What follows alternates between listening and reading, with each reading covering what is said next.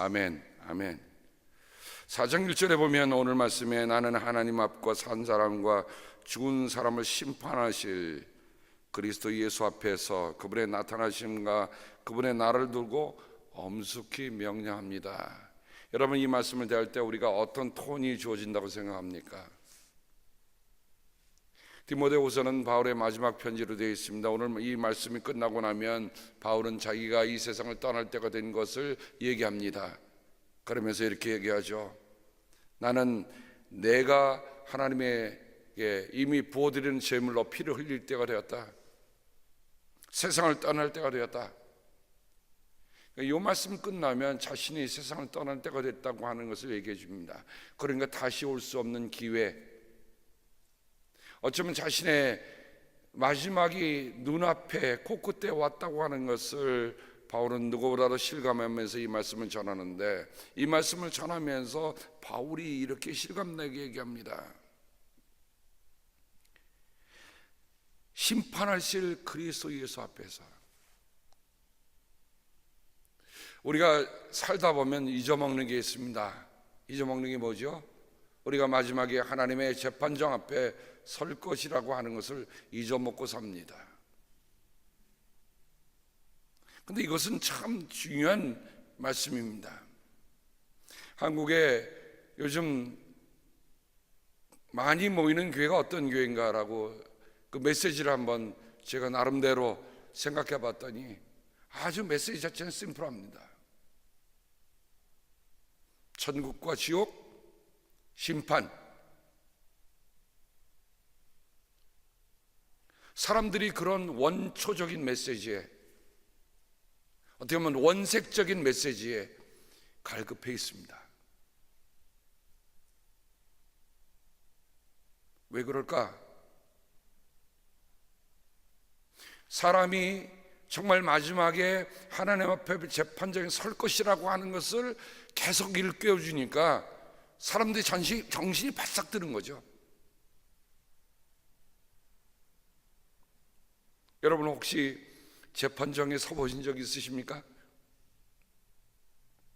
저는 3번 있었어요.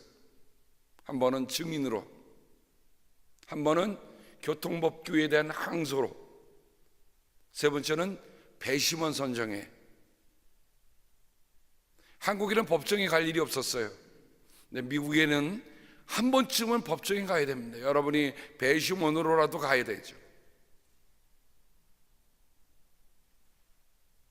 그렇다고 여러분 제가 무슨 죄를 져서 갔다고 생각하지 마세요. 한 번은 집에, 제가 유학생 때 우리 권사님 집에서 감사하게도 방을 주어서 살기도 했습니다. 근데 어느 날 주일날 예배를 마치고 갔더니 집이 다 열려있고 집 안에 있는 모든 물건이 다 흐트러져 있고 침대 매트리스고 다 뒤집어져 있고 크로셋이고 다 나와 있는 거예요. 도둑을 맞은 겁니다. 알고 봤더니 그 도둑이 동네에 사는 한국 청년 집에 들어와서 집을 털어간 거예요. 그래서 증인으로 불려갔어요. 다행히 증인하기 전에 그 일이 다 처리돼서 하지는 않았습니다만은, 여러분, 재판정에 가면 누가 제일 권위 있는 사람입니까? 사람들이 다 앉아 있다가도 그 앞에 있는 서기가 지금 우리의 재판관이 들어오십니다. 그러면요, 이렇게 앉아 있질 않아요. 전부 다 섭니다. 그리고 재판장이 쫙 들어와서 쫙 자리에 앉으면 그 다음에 앉으라고 얘기합니다. 뭐를 존중한다는 얘기입니까? 그 사람 자체도 존중하겠지만 더 나아가서는 우리가 법을 존중한다는 의미로 그 재판관을 존중히 여기는 거예요.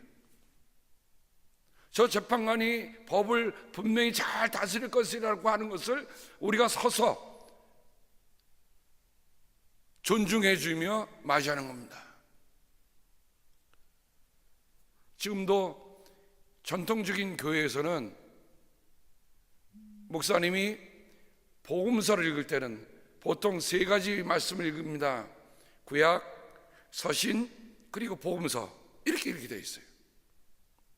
저희는 개신교들이 좀 약식을 하느라고 그 중에 하나만 고르지만, 원래 예배는 구약성경, 서신서 그리고 복음서를 함께 읽게 되는데, 복음서를 들면 회중이 다 일어납니다. 그리고 복음서가 끝나면 하나님 감사합니다 라고 하고 전부 다 앉게 됐습니다. 지금도 유대인들의 랍비들은 말씀을 전할 때는 앉아서 전합니다. 하나님의 말씀에 권위가 있다고 하는 것을 다 존중하는 거예요. 저는 어제 이 디모데후서 4장을 읽으면서 우리가 예수 그리스도가 우리를 심판하실 그분이다, 우리가 그분 앞에 있다, 그분 앞에 살아간다. 그러니까 내가 선서하는 그 모든 일이나 내가 증언하는 모든 일은 재판장 앞에서 내가 한다는 거죠. 만약 재판장 앞에서 우리가 다른 말을 하면 무슨 죄입니까? 위증죄예요. 그러니까 내가 재판장 앞에서 이렇게 말한다고 하는 것은 그만큼 아주 신중하게 한다고 하는 것을 이 안에 담고 있는 것을 우리가 볼 수가 있습니다. 우리는 어떻습니까? 정말 산자와 죽은 자를 심판하신 그리스도 앞에서 우리가 설 것이며 서고 있다고 하는 이 생각이 우리에게 있어야 돼요. 세상이 우리에게 심판관이 아니라 우리 주님이 나를 심판하실 그분이라고 하는 그 마음, 그 생각, 그런 태도를 갖고 살 때에 비로소 우리는 바르게 전할 수 있고 바르게 살 수 있는 거예요.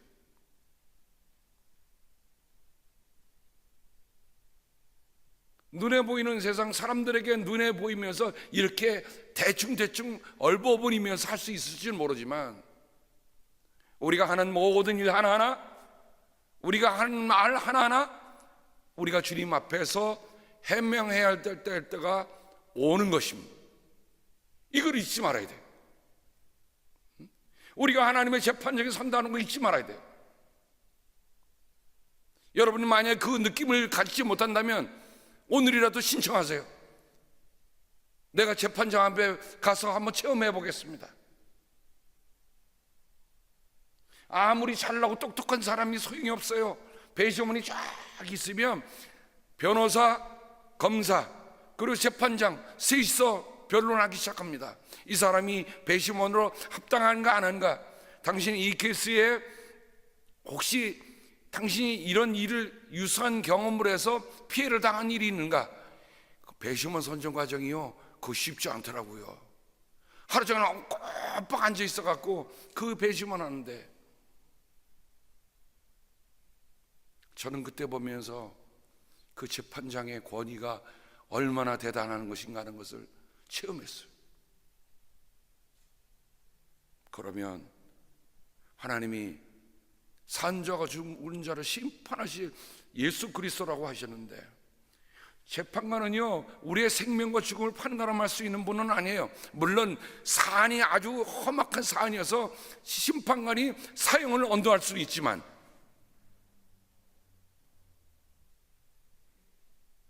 그러면 생사에 판가름할 수 있는 주님이다. 내가 말하는 거 하나에도 생명과 죽음이 달려있다. 내가 행하는 일 하나에도 생명과 죽음이 달려있다 생각하면 우리 말하는 것, 행동하는 것 얼마나 신중해야 될지 우리가 이 말씀을 보수합니다. 바울이 자기의 믿음의 아들 디모데에게 마지막으로 당부해 주는 거예요. 그 말은 뭡니다?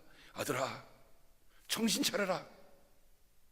내가 먼저 하나님께 가지만, 내가 먼저 이 세상을 떠나가지만 너도 그 자리에 설 것이니 내가 하는 일을 더 정신 차리고 내 직분을 완수하라라고 바울은 간절한 마음으로, 믿음의 아들, 평생으로 독신으로 지냈지만 그 디모데와 함께 제1차 전도 여행에서 같이 전도 여행을 하며 함께 지내면서 함께 모든 것을 다 봤던 아들 아닙니까? 우리가 흔히 말하는 무슨 주머니에 유산을 남겨주는 거, 재산을 남겨주는 게 아니라 바울이 꼭 남겨주고 싶은 것이 바로 이거였어요. 내가 우리 그 장차를 심판하실 주님 앞에 설 것이다. 그 마음으로 해라.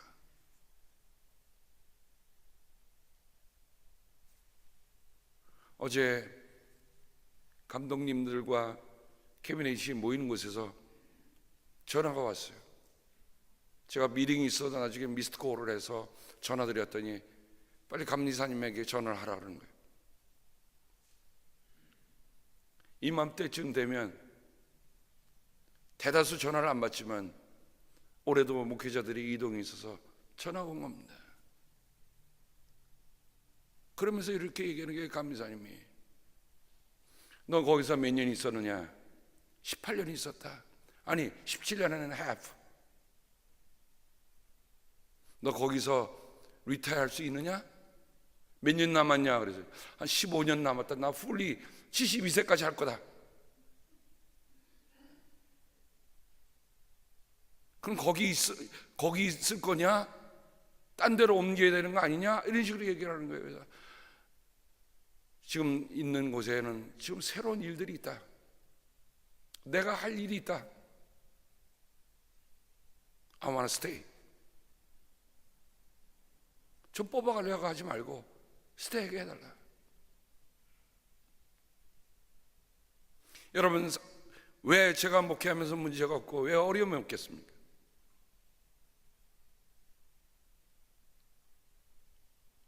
잠깐만 자리 옮기면 저도 편할 수 있잖아요. 근데 그거 안 돼요. 저는 목숨 걸고 목회하는 사람입니다. 왜냐하면 주님 앞에 설 때가 올 거라고 하는 생각을 갖고 있기 때문에 그래요. 내 자신의 편함을 위해서 프로모션 돼서 큰 교회 가서 하는 것, 그건 누구나 할 수 있는 일이에요. 저는 제 신앙의 양심상, 제 신앙 고백상 그렇게 할 수가 없어요. 하나님이 부르셔서 하나님이 저보러 너 가라 그러시기 전까지는 아무리 누가 말한 대로들 저는 복지부동입니다.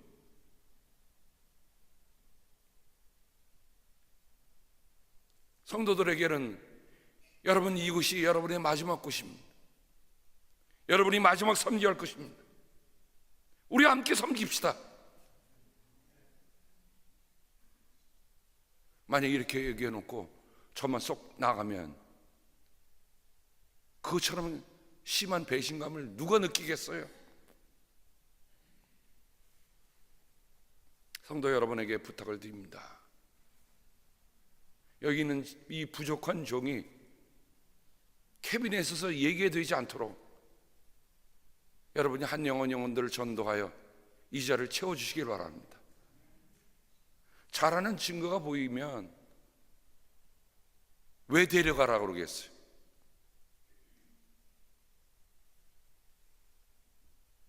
목사로서는 목사로 맞는 직무가 있습니다.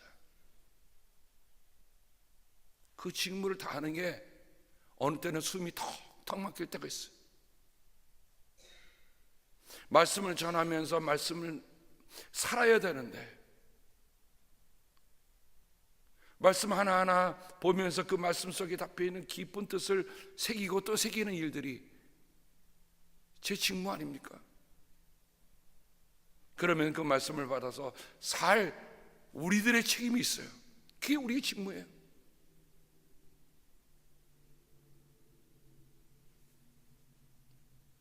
여기에 그분의 나라를 두고 엄숙히 명령합니다. 엄숙히 명령한다는 말은 원문 성경에 한 단어로 되어 있는 말입니다. 근데 우리 말에는 왜 엄숙히 명령한다고 했을까? 이 말은 바울과 누가만이 쓰고 있는 단어입니다. 바울과 누가만. 그러니까 바울과 누가는 어떤 사람들이었어요?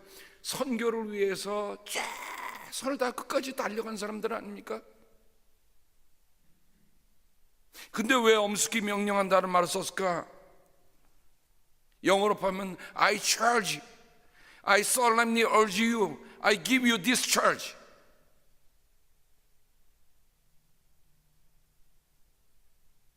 디모데전서 5장 21절에도 바울은 하나님과 그리스도 예수와 택하심을 받은 천사들 앞에서 내가 엄숙히 명령합니다. 왜 엄숙히 명령한다는 거예요? 내가 정말 나를 사랑하여 주신 그분 앞에서 가장 중요한 메시지를 전하려고 하니, 이게 엄숙히 명령한다고 하는 우리말로 번역이 된 겁니다.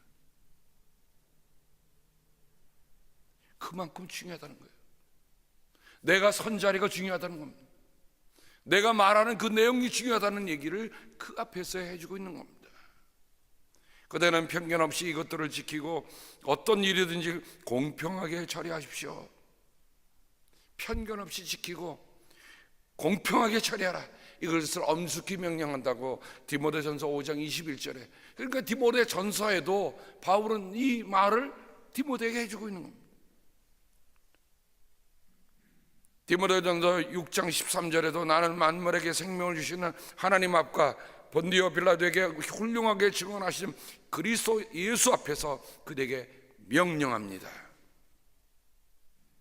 이 명령이란 말이 엄숙히 명한다는 말과 같은 말입니다. 디모데후서 2장 14절, 신도들에게 이것을 일깨우십시오. 하나님 앞에서 그들에게 엄숙히 명해서 말다툼을 하지 못하게 하십시오. 그것은 아무 유익이 없고 듣는 사람들을 파멸에 이르게 할 뿐입니다. 성도 간에 말다툼하지 못하도록 엄숙히 명하라고 얘기했어요. 여러분, 쓸데없는 변론들은 말다툼 가져올 게 아무것도 없어요.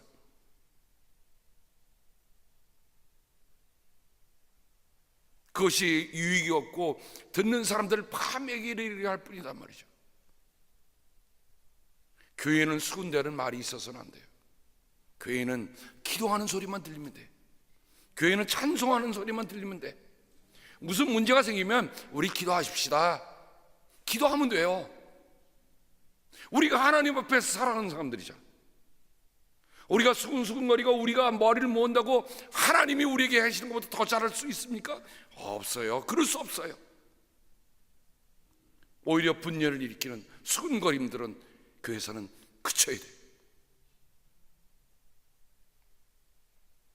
사도행전 20장 21절에도 보면 누가는 사도행전을 써가면서 바울이 에베소에서 3년간 목회를 하고 이제는 예루살렘으로, 그야말로 이제는 자기가 죽음을 각오하고 가는 바울이 너무 급하니까 에베소로 들리지 못하고 밀레도르에서 그 에베소의 장로들을 오라고 하잖아요.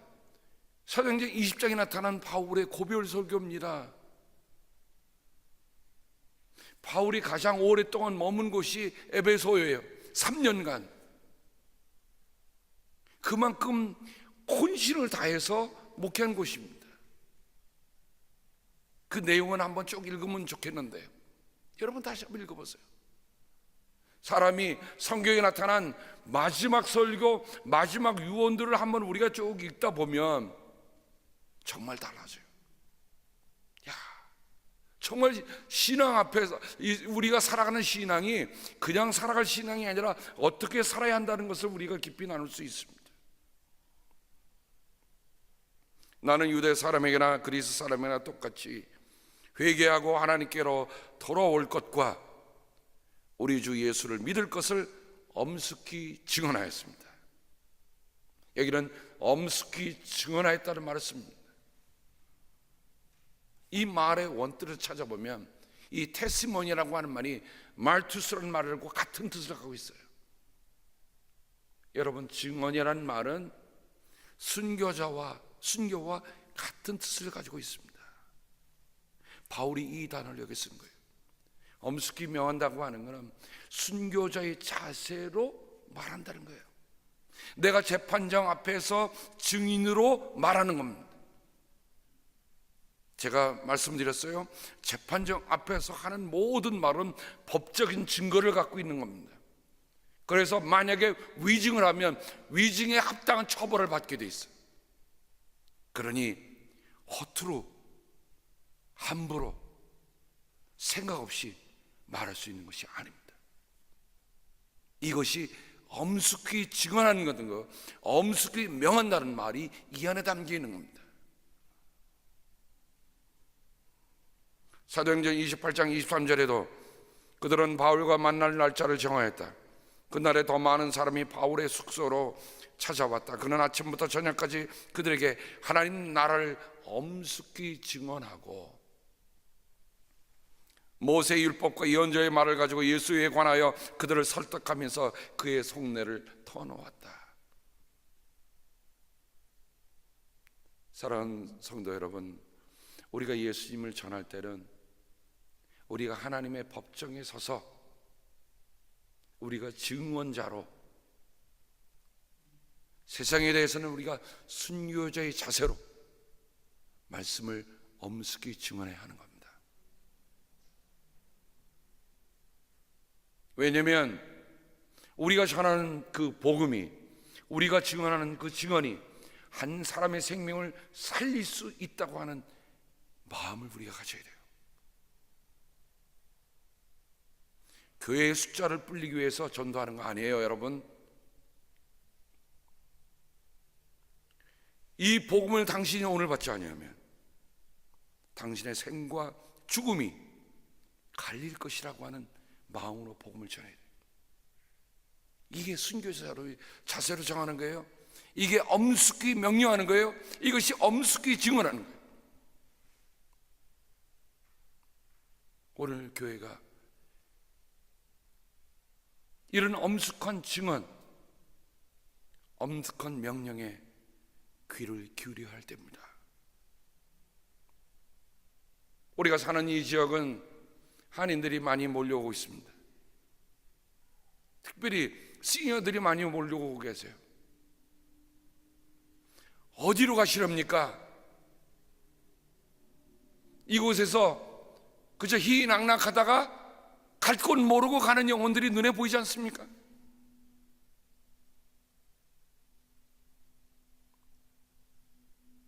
왜 하나님의 말씀에 대해서 우리가 하나님의 재판정에 설 것이라고 하는 것을 왜 잊어먹고 삽니까? 누구나 더 예외 없이 서야 돼요. 한 번 죽는 것은 정한이 있지요. 죽은 이후에는 심판이 있다. 맞습니까? 맞습니까? 왜 우리가 오늘 말씀이 뭐잖아요. 자기 귀에 맞는 스승들을 찾아다니고 그걸 어떻게 해요? 자기 귀에, 자기의 흥미에 맞고 자기 입맛에 맞고 자기의 마음에 드는 것만 아는데 스승들을 모아둘 것이다 그러는데, 모아둔다는 것은요 축축해 놓는다는 말이에요.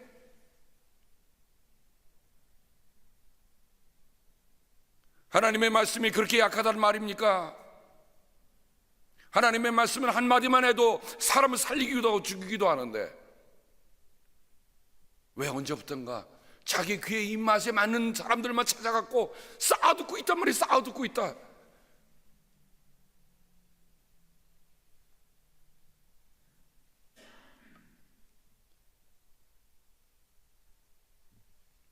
누가복음 16장에 보면 우리가 잘 아는 예수님이 거짓 나사로와 부자의 비유를 들어주십니다. 인생의 마지막을 정말 실감나게 하는 그런 비유 아닙니까?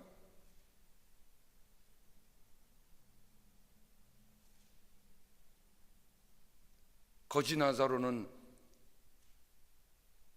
정말 비참한 삶을 살다가 죽었어요. 근데 그 문전에서 있던 부잣집의 문전인데 부자는 그를 거들떠보지도 않았어요. 눈을 떠보니 거짓 나사로는 아브라함의 품에 안겨서 편안하게 있고, 자기는 지옥에서 타는 불꽃에서 목이 말라고 제발 저 물 한 방울만 찍어서 먹여야 해달라고 얘기하잖아요. 그러나 그보다 더 심각한 게 있습니다. 그가 그때에서는 깨닫는 거예요. 타는 목마름 속에서 깨달은 거예요. 그래서 이렇게 부탁합니다. 나는 형제가 5이나 있습니다. 제발 나사로가 가서 그들에게 경고하여 그들을 많은 고통받는 이곳에 오지 않게 해주십시오. 이 경고가 엄숙히 증언한단 말이에요. 엄숙히 명령한다는 얘기입니다.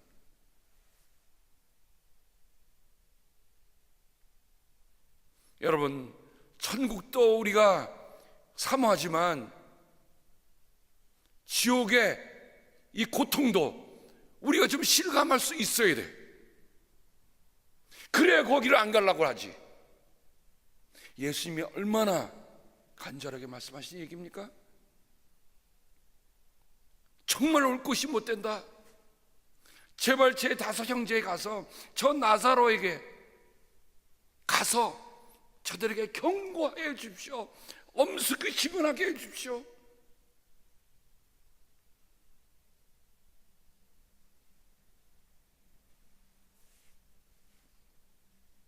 사도행전 20장에 보면 아까 말씀 중에 이 말씀이 또 다른 표현으로 쓰이고 있습니다.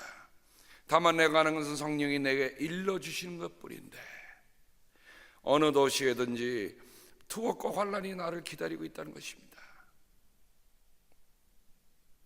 일러주시는 것뿐이다.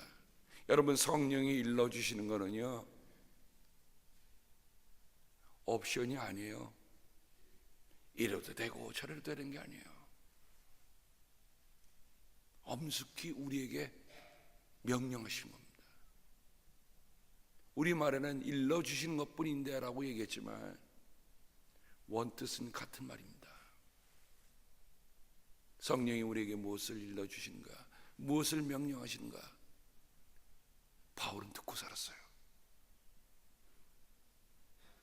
저는 이 새벽에 하나님의 말씀을 사모하고 기도하는 우리들 모두가 다 성령께서 우리에게 엄숙히 명하시는 바, 성령께서 우리에게 일러주시는 바에 우리의 마음도 열려있고 귀도 열려있기를 바랍니다. 들어야 돼요. 듣기를 소망해야 돼요. 그저 여기서 전하는 그 메시지만 여러분끼리 누리지 마시고 여러분이 기도하면서 성령님 제게 말씀하여 주옵소서. 오늘 무엇을 말씀하시렵니까?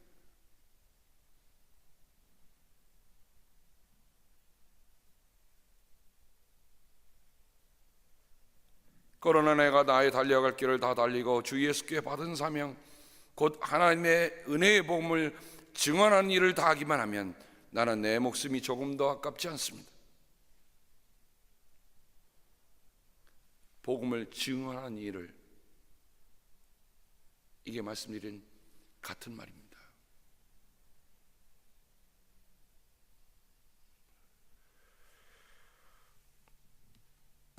그러니 바울이 오늘 엄숙히 명령한다는 이 말은 예사로운 말이 아닙니다. 바울이 성령에게 말씀하신 것을 기울이고 그리스도 예수의 복음을 증언한 일에 자기의 목숨이 아깝지도 않다고 하는 그 마음, 그 심정이 담겨 있는 말씀이에요. 그러므로 우리가 만약에 이런 말씀을 대할 때면 엄숙히 증언합니다 그러면 우리가 정말 차렷자세로 우리가 서서라도 정말 우리가 하나님의 재판정에 섰다는 그 마음으로 우리가 말씀에 귀를 기울여야 합니다. 오늘의 세대는 자기에게 조금 비유가 틀리는 말을 하면 뛰쳐나가는 세대예요.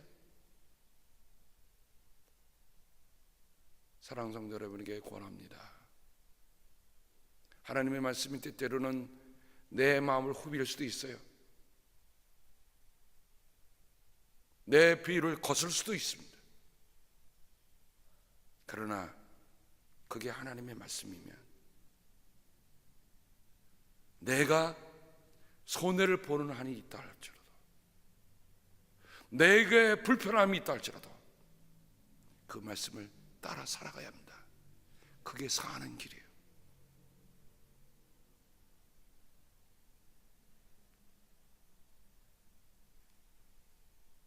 그대는 말씀을 선포하십시오.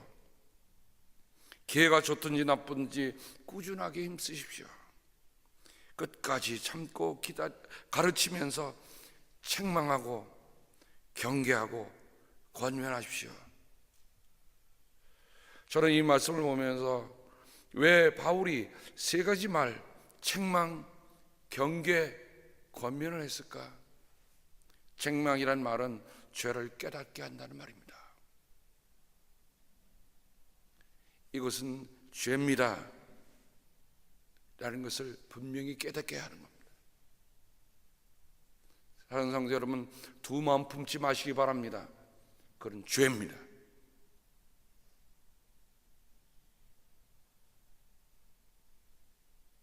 세상과 하나님을 겸하여 섬길 수 없습니다.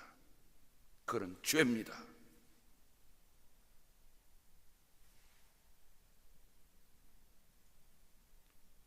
그러므로 이 첫 번째 책망이라는 말은 죄를 깨닫게 하는 거예요. 요한복음 16장 8절에 보면 그가 오시면 죄와 의와 심판에 대하여 세상의 잘못을 깨우치실 것이라고 했어요. 성령께서 우리에게 깨우치십니다. 디모데후서 3장 16절 모든 성경은 하나님의 영감으로 된 것으로서 교훈과 책망과 바르게 함과 의로 교육하기 유익합니다. 뭐로 책망을 받습니까? 하나님의 말씀으로 책망받는 거예요. 성령께서 또 하나님의 말씀을 통해서 우리를 깨닫게 하시는 겁니다. 두 번째, 경계하고라고 한 말은 영어로 표현하면 rebuke, 꾸짖는 겁니다. 누가복음 17장 3절 너희는 스스로 조심하여라. 믿음의 형제가 죄를 짓거든 꾸짖고 회개하거든 용서하여 주어라. 용서는 어떤 의미에서 보면 꾸짖는 것 다음에 오는 겁니다. 죄를 분명히 지적해 주지 않으면 죄인지 몰라요.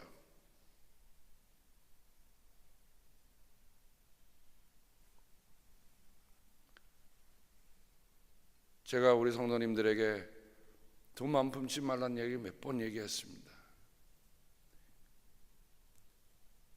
끝으로 바울은 이렇게 우리에게 얘기해 줍니다. 권면하십시오. 첫 번째, 두 번째 그렇죠. 첫 번째, 두 번째까지 가면 너무 마음이 무너진 것 같아. 근데 세 번째는 이 권면이라는 말 속에는 위로가 담겨 있습니다. 나 바울은 그리스도의 온유하심과 관대하심을 힘입어서 여러분의 일을 권면합니다. 내가 얼굴을 마주대하고 있을 때는 여러분에게 유순하나 떠나 있을 때는 여러분에게 강경하다고들 합니다. 권면에는 위로가 담겨 있습니다. 그러므로 우리가 참 바울이 죄를 깨닫게 해주고 죄를 꾸짖고 그러나 거기 끝나는 게 아니라 위로가 있다. 우리가 어떤 믿음의 형제들이 잘못된 길을 갈 때 이 세 가지 단계는 우리들에게 더 필요한 일들입니다. 바울이 하나님의 재판장 앞에서 증언하며 오늘 말씀을 전해줍니다. 믿음의 아들에게, 아버지가 아들에게 주는 마지막 유훈입니다. 말씀 우리도 그렇게 받으면 우리의 삶에도 우리가 하나님의 심판대 앞에 설 것이라는 그 마음으로 언제나 우리의 행동 하나하나 말 하나하나가 그날 그 자리에 서도 하나님 앞에 부끄럼 없기를 잎새에 이는 바람 하나에도 괴로워할 수 있기를 주님의 이름으로 당부합니다. 기도하겠습니다.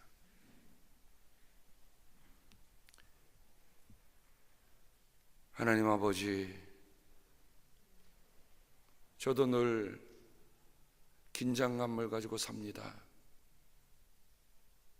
언제 내가 이 전도자의 직무를 하는 게 언제 끝이 날런지 하나님만은 알고 계십니다.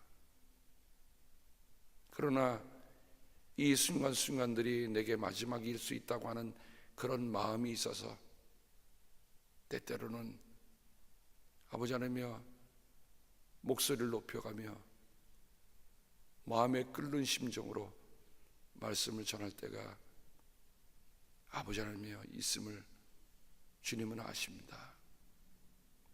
하나님, 편한 것을 위해서 기도하는 것이 아닙니다. 바른 것을 위해서 기도합니다.